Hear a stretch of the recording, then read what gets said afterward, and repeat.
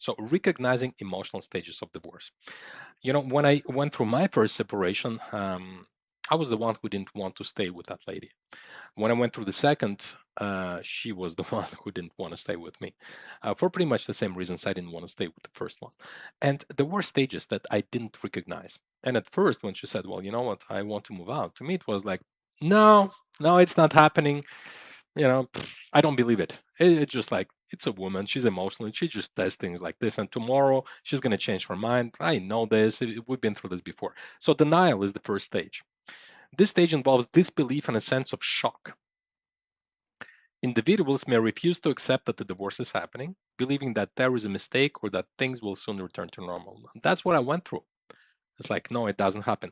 As a matter of fact, pretty much any important emotional shock, we can go through this because in any important shock where we'll lose something, it may be grieving a loved one, it may be, traumatic event happening to you, like you loss of a limb, for example, or any kind of significant illness.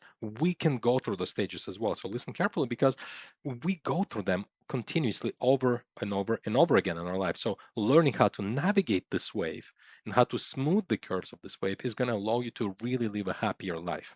Okay, not necessarily to change the outcome of what's happening right now. Perhaps you're not going to bring your wife back, or you're not going to get that limb back, but it's going to smooth your experience of your life, right? And that's the emotional world. So the denial is the first step.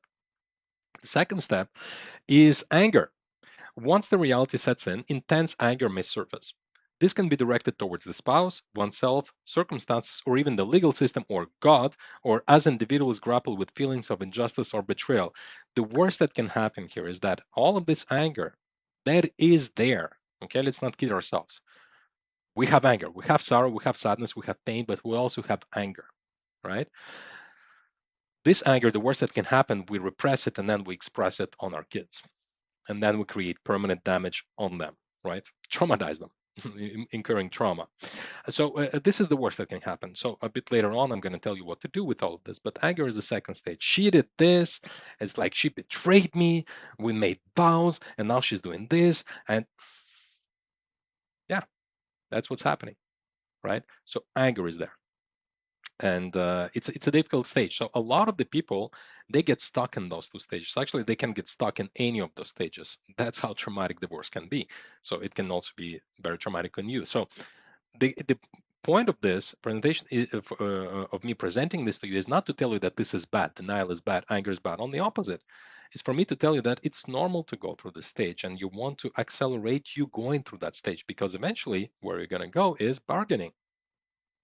After the anger comes bargaining. In this stage, there may be attempts to negotiate or make compromises to delay or stop the divorce.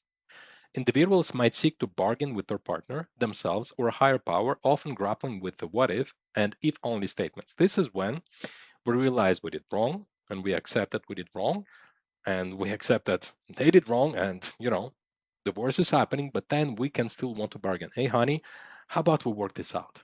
Give me another chance, right? And I'm gonna change. I promise. I did this program, and we can do this.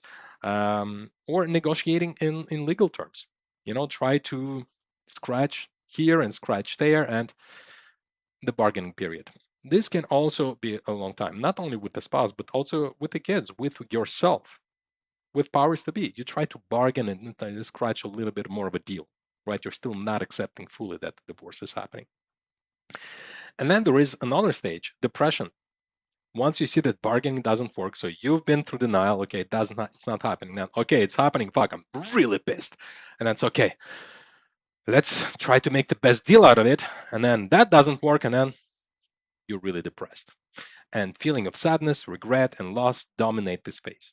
Okay, it's a reflective time where the reality of the divorce sinks in, leading to the feeling of emptiness and despair as the finality of the situation becomes clearer. Okay, it can happen, and chances are it will happen at some point, whether it lasts a minute or a decade. That's really depends on what you're going to do about it. Okay, but depression is this period is very hard to go through. I remember it really hit me hard when it was the 20th of February 2020, just before COVID conditions hit. And man, I was all alone in my apartment. As I even have a picture, I should have included it here. I was all alone in my apartment, and the apartment was mostly empty because my second spouse with my son, they just left, and I actually helped them move.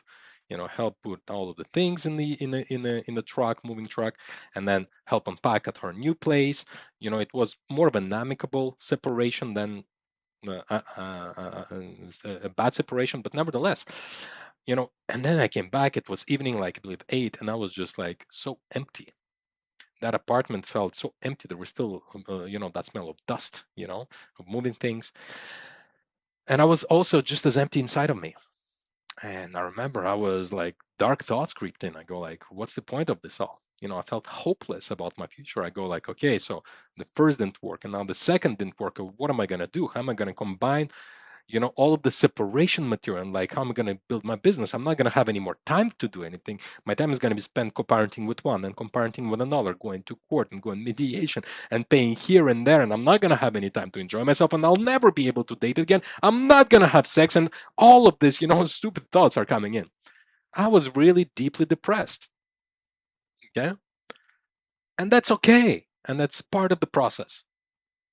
Okay, to be depressed, because what does it mean to be depressed? It's when you or your mind need, or your emotions need deep rest, deep ration, right? That's when you go and you actually need to rest, so that everything that happened can sink in, so that finally you can get to the next stage, which is acceptance. The final stage brings acceptance of the divorce.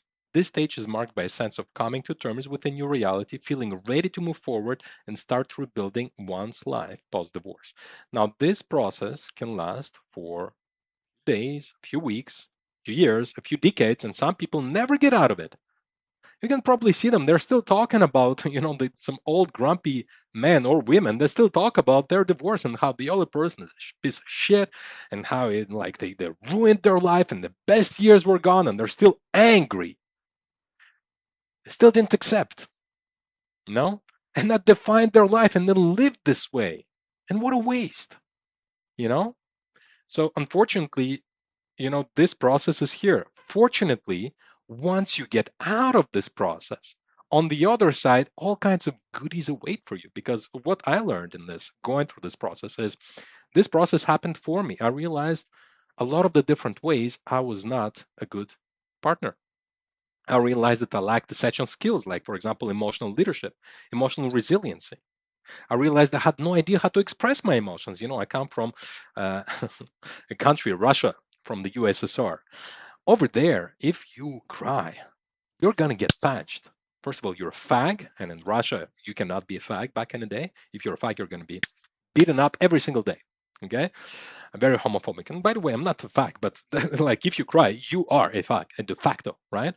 You had to fight all the time. Like if you're weak, that really tempers your chances of survival in this society, right? You need to be strong and powerful and man and testosterone, things of that nature. You cannot express emotions that again feminine, right? The only emotion you're allowed to express is anger, and you better hit somebody. That's the culture I grew in. Okay, very rough, very violent. Even though I was in Moscow, like that's where I grew in, right? So I realized that my relationships are doomed, and so I had the opportunity at a relatively young age. I was still not in my 40s. I'm 41 right now. To learn the emotional resiliency, to learn the communication skills that are so important in relationships. I had the opportunity to learn parenting, to organize myself. I mean, after second separation, what happened is that I organized myself. I learned the organizational skills that I will be teaching you as well, so that I had all this free time. I generated free time so that I could build my business differently, more efficient, so that it could grow. And it did grow. In 2 years, it doubled, so that I could sell it and do something else with my life. Because I realized that I didn't enjoy my business, but I was pulling a curtain on me. So, right? So I had all these realizations. I had all these breakthroughs. I had all these aha moments. And sure, I shed more than a few tears in there, and like more than a few screams in there.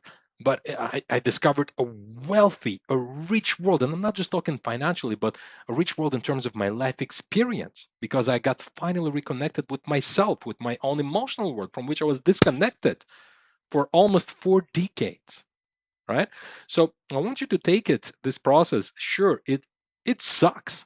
It's painful to be in this process, but accept that it is. And in the end, you're going to learn from it if you go through this and just give in. And I'm going to give you tools and techniques that I personally used and I personally tried, and the 10 best that work. Okay. I'm going to give them to you on a silver platter today, all for free. You can use them. And as you start using them, you are going to go through this process much quicker. And at the end of it, again, gifts await, the kind of gifts that you cannot buy with money. Okay, so let's talk about it.